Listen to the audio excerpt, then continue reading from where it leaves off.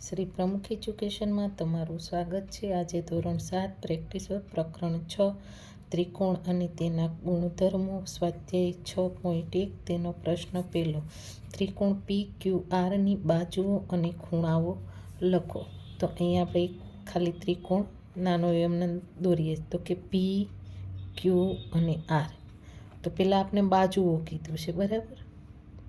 તો બાજુઓ તો કે P Q QR અને PR। તો અહીંયા આપણે બાજુઓ કરીને લખીએ તો કે રેખાખંડ PQ રેખાખંડ QR અને રેખાખંડ PR બરાબર। હવે ખૂણાઓ તો આપને ખબર છે ખૂણો P ખૂણો Q અને ખૂણો R। તો કે ખૂણો P ખૂણો Q અને ખૂણો R। તેવી જ રીતને પ્રશ્ન બીજો નીચેના પ્રશ્નોના જવાબ આપો। તેમાં પહેલું ત્રિકોણ XYZ માટે રેખાખંડ YZ બાજુની સામેનો ખૂણો કયો છે? તો એનો સામેનો ખૂણો આપણે પૂછ્યો છે તો કે ખૂણો કયો પડશે? તો કે અહીંયા જવાબમાં લખે તો કે ખૂણો X બરાબર છે।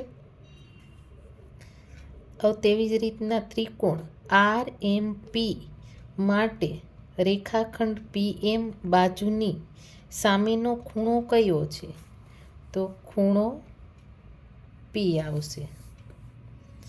હવે ત્રિકોણ DEF માટે રેખાખંડ DE અને રેખાખંડ EF બાજુઓને અંતર્ગત ખૂણો કયો છે?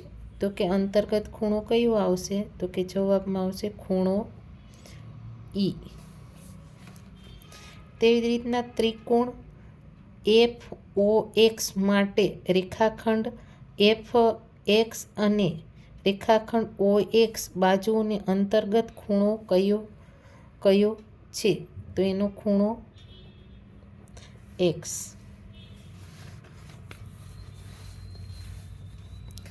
હવે ત્રિકોણ ABCમાં રેખાખંડ BCનું મધ્ય બિંદુ M છે તો રેખાખંડ AMને શું કહેવાય? તો આપણે એમને શું કહેવાય? તો કે મધ્યગા। જવાબ કરી।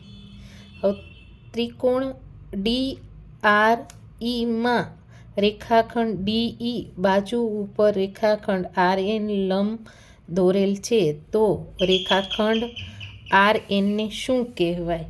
તો એને શું કહેવાય? તો કે જવાબમાં વેધ બરાબર। ત્રિકોણ PQRમાં રેખાખંડ PM મધ્યગા છે તો બિંદુ M એ ત્રિકોણ PQRની કઈ બાજુનું મધ્ય બિંદુ છે? તો એ કઈ બાજુનું છે? તો કે જવાબમાં આવશે રેખાખંડ QR।